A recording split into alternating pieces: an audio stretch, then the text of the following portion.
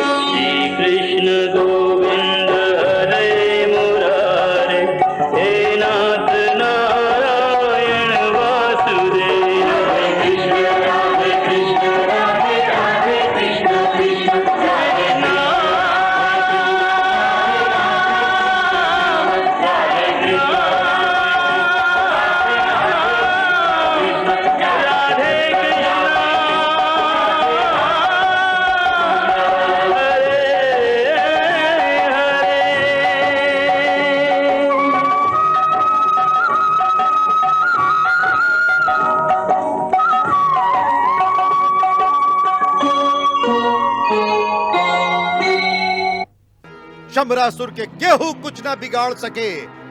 शंबरासुर बलवान बा देवर्षि, शंबरासुर बलवान बा। अब जल्द ही हम त्रिलोक पर आपन अधिराज स्थापित करब।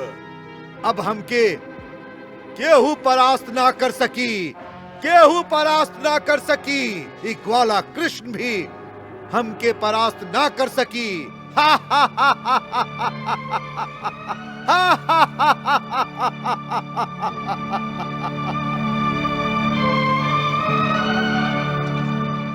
नारायण नारायण।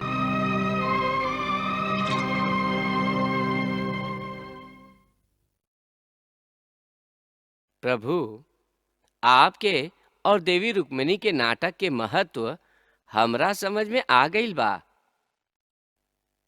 शंबरासुर के विस्मरण हमके भइल रहे, बाकी आपके ना भगवान। प्रद्युम्न के हरण के बाद देवी रुक्मिणी शोकाकुल हो गई है। एकर विश्वास आप उ शंबरासुर के दियवली। आपके माया के प्रभाव में उ शंबरासुर आ गईल भगवान। धन्य है प्रभु, धन्य बा आपके माया। नारायण नारायण।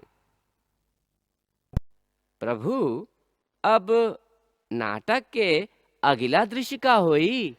ए दृश्य के सूत्रधार दाऊ भैया बाणन देवऋषि दाऊ भैया। प्रद्युम्न के खोजे खातिर सैनिक और गुप्तचरन के आदेश दे रहल बाणन। जा जा, चारों दिशा में प्रद्युम्न के खोज करा। हर घर हर महल में खोजा। द्वारिका और द्वारिका के बाहर छानबीन करा। जंगल समुद्र पर्वत हर जगह खोजा। हर क्षेत्र में तलाश करा। कुछ भी करा, कुछ भी करा, बाकी हमके हमार प्रद्युम्न ले आके द। अरे जा। जे आ गया।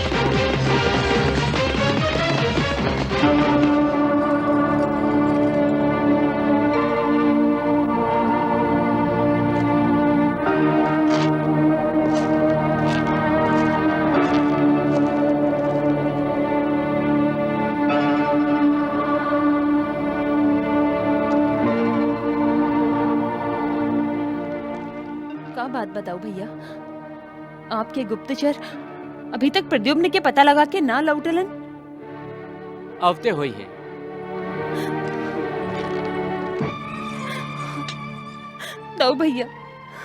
दाऊ भैया हमके हमार बेटा लौटा दी, हमके हमार बेटा लौटा दी दाऊ भैया।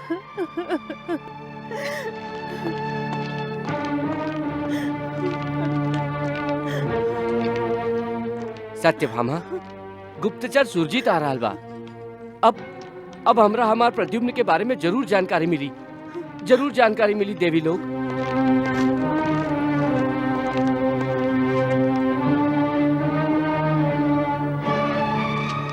प्रणाम बलराम जी, प्रणाम वासुदेव, प्रणाम देवी लोग। सुरजीत, ये औपचारिकता करे के कौनो आवश्यकता नहीं खे, जल्दी बतावा हमार प्रद्युम्न के साथ लेके आइल बाड़ा की ना? सुरजीत, देवी सत्यभामा के प्रश्न के उत्तर द। बलराम जी, देवी सत्यभामा के प्रश्न के हमरा पास कौनो उत्तर नहीं खे। माने प्रद्युम्न के पता पूरब दिशा में लगावे के कोशिश कैली, बाकी प्रद्युम्न कहीं नजर ना आइलन। राजपूत प्रद्युम्न के ढूंढने में हम असफल रहले। ठीक बा, जा और खोज जारी रखा, जा।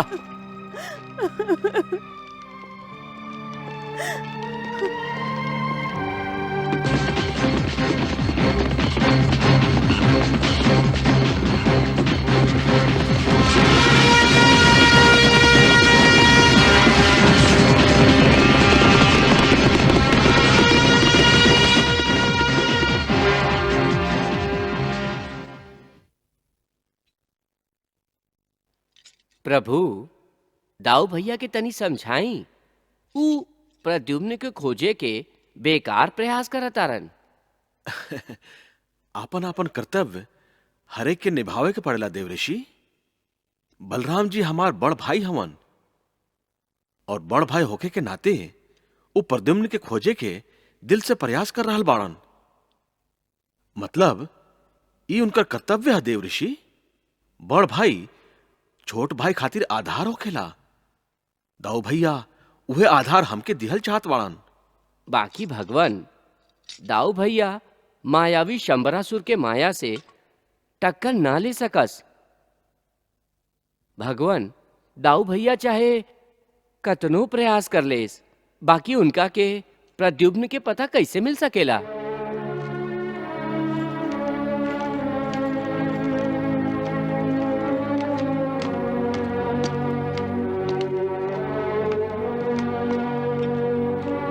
प्रणाम द्वारकाधीश। प्रणाम बलराम जी। कह का समाचार बा? हमके खेत बा कि हम राजपुत्र प्रद्युम्न के पता लगाव में असफल रहली। और तू राजपुत्र प्रद्युम्न के कहीं भी पता न चल सकल। जा खोज जारी रखा, और कोनो संकेत मिलते ही हमके तुरंत सूचित करा। जा। जी आज्ञा।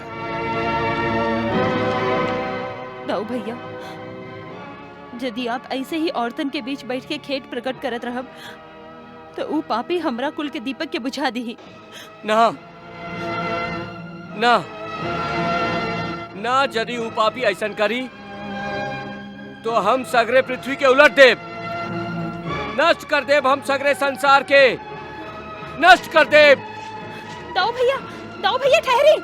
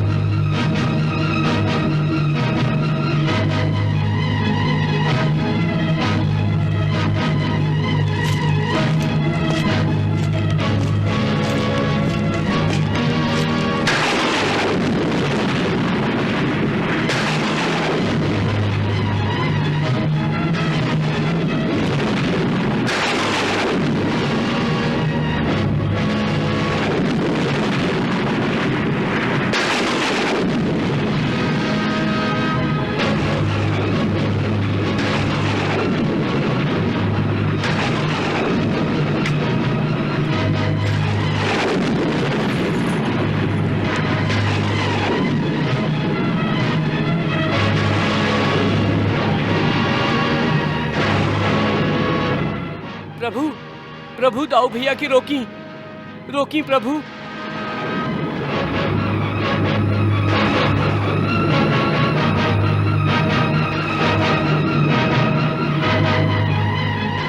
रोकी प्रभु, ना तो भारी अनर्थ हो जाए, अनर्थ हो जाए भगवान।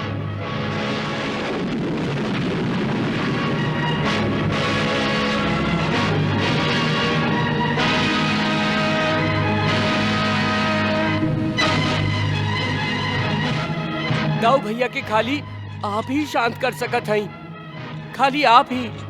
बलराम जी के क्रोध के आग में पृथ्वी और पाताल लोक के निष्पाप प्राणी मारल जई हैं, भगवान मारल जई हैं।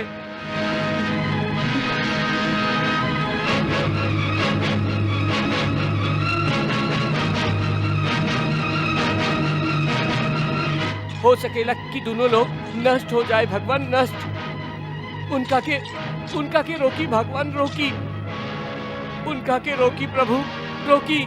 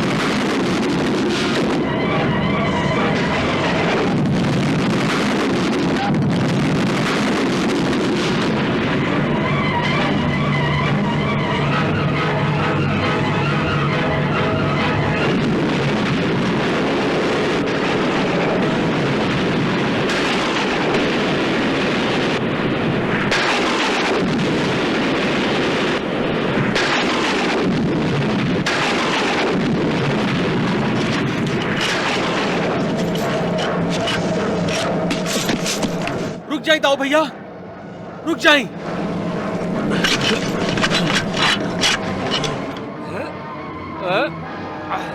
रुक जाए दाऊ भैया, दाऊ भैया, ना दाऊ भैया, रुक जाए। छोड़ा हमके, हम बहुत क्रोध में हैं। ना दाऊ भैया,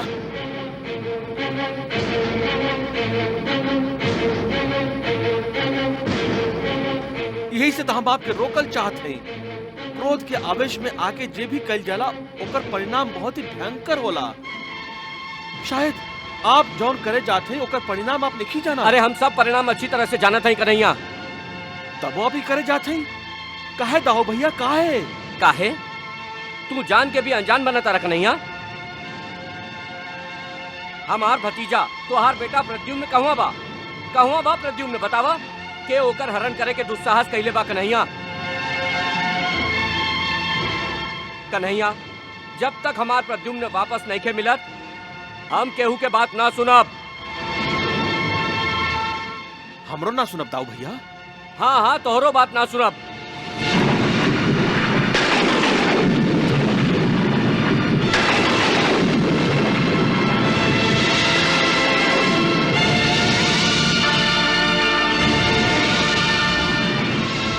अब हम सारा संसार के दिखा देव कन्हैया कि हमरा से दुश्मनी मोल लेबे के अपराध के दंड का मिलेला।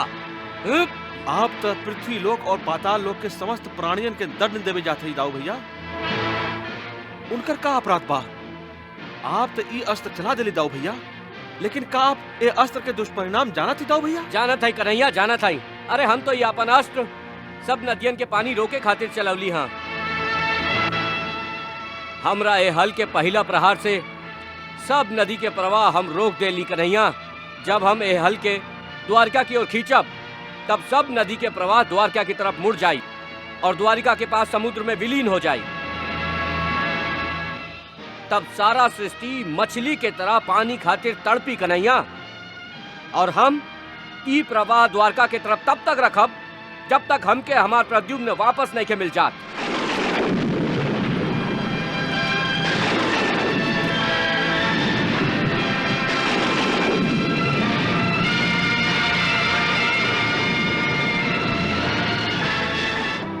दाऊ भैया, ऐसन करे से तो अनर्थ हो जाई। अरे अनर्थ तो हो चुकल बा कन्हैया, जब हमरा प्रद्युम्न के हरण भइल। तू हट जा कन्हैया। अरे ना दाऊ भैया ना, आप तो महाज्ञानी हैं और क्रोध आपके शत्रु है। शत्रु है दाऊ भैया, आपके शत्रु है। कन्हैया, हमके बात में उलझावे के कोशिश मत करा। हम अपन निर्णय बदले वाला नहीं खी। हमसे रुक्मिणी, जामवंती और सत्यभामा के व्याकुलता नहीं खे देखल जात कन्हैया। उ तीनों लगातार रो रहल हई, लगातार आंसू बहा रहल हई, और तू एकदम शांत बाड़ा। हम? हाँ, तू ना तो तू शांत कैसे रहता?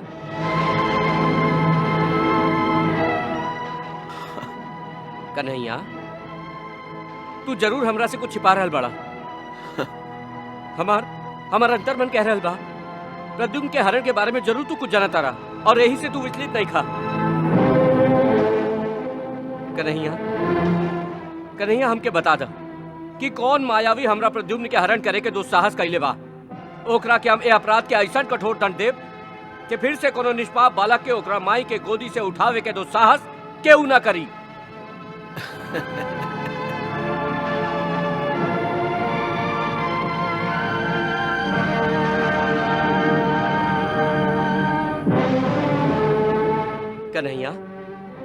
कन्हैया, तू मुस्कुराता रहा काहे? काहे कि आप अपना आप के पहचानत नहीं की दाऊ भैया। पहचानत नहीं की? हाँ दाऊ भैया, आप अपने आप के पहचानी।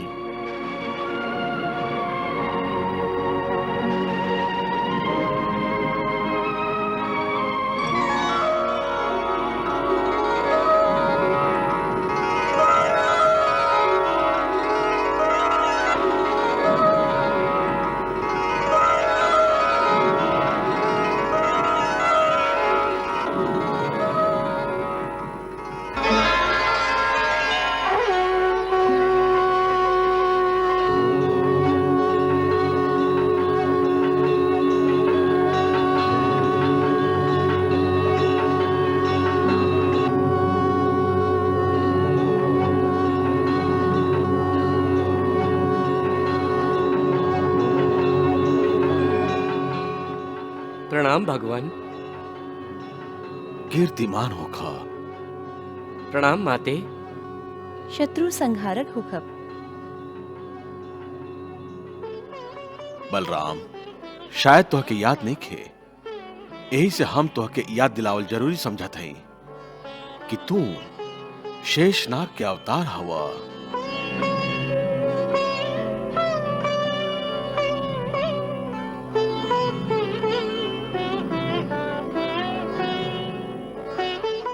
वासुदेव कृष्ण हमरे एगो रूप हवन, हमरे एगो अवतार।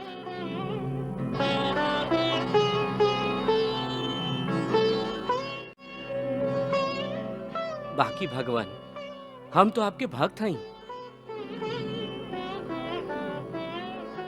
फिर ये अवतार में हम आपके बड़ भाई के रूप में अवतार कैसे धारण कैली? बलराम, रामा अवतार में तू हमार छोट भाई रहा। लक्ष्मण, वो घड़ी तू कहले रहा कि हमार बड़ भाई होखे के तुहार इच्छा बा।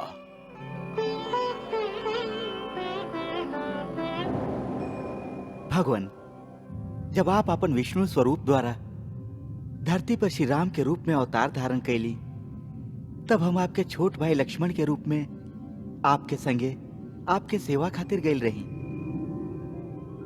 बाकी ओह जन्म में हमके बहुत पीड़ा सहे के पड़ल। हमार हृदय बहुत व्यथित रहल। काहे? हम आपसे बहुत परिश्रम करैली, बहुत सा कठिन काम आपके द्वारा सिद्ध करैली, यही से ना? ना प्रभु ना, ऐसा मत कहीं प्रभु। हम तो आपके सच्चा सेवक हैं। कठिन काम और परिश्रम से हमार हृदय व्यथित ना हो सकेला। तब फिर का कारण रहे आपके व्यथा के?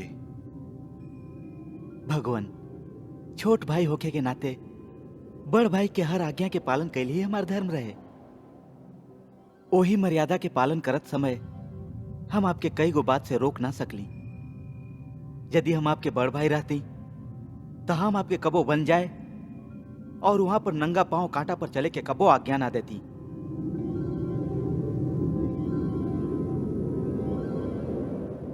प्रभु, जब आपके चरण कमल से खून की एक बूंद निकलत रहे तो हमार हृदय से वेदना के धारा बहे लागत रहे।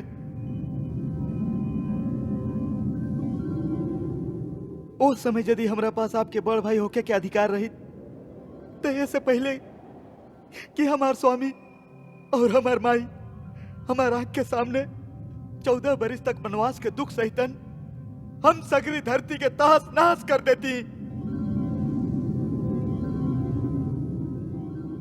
ऐसे है प्रभु, हमारा आपसे एगो प्रार्थना है। एक बार जब आप अवतार धारण करे जाई तो हमके अपन बड़ भाई बना के अपन सेवा के अवसर प्रदान करी।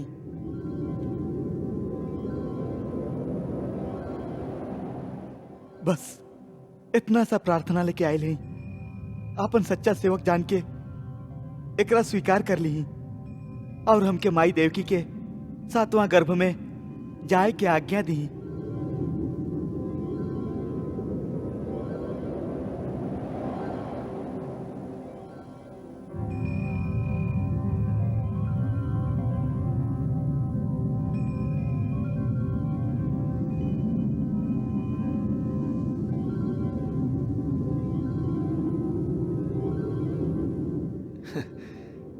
अच्छा बात है,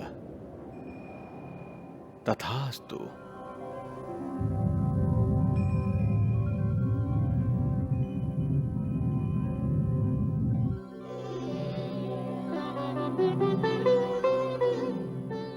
से तोहरा इच्छा अनुसार कृष्णा अवतार में हम तोहके अपन बड़ भाई बनौली।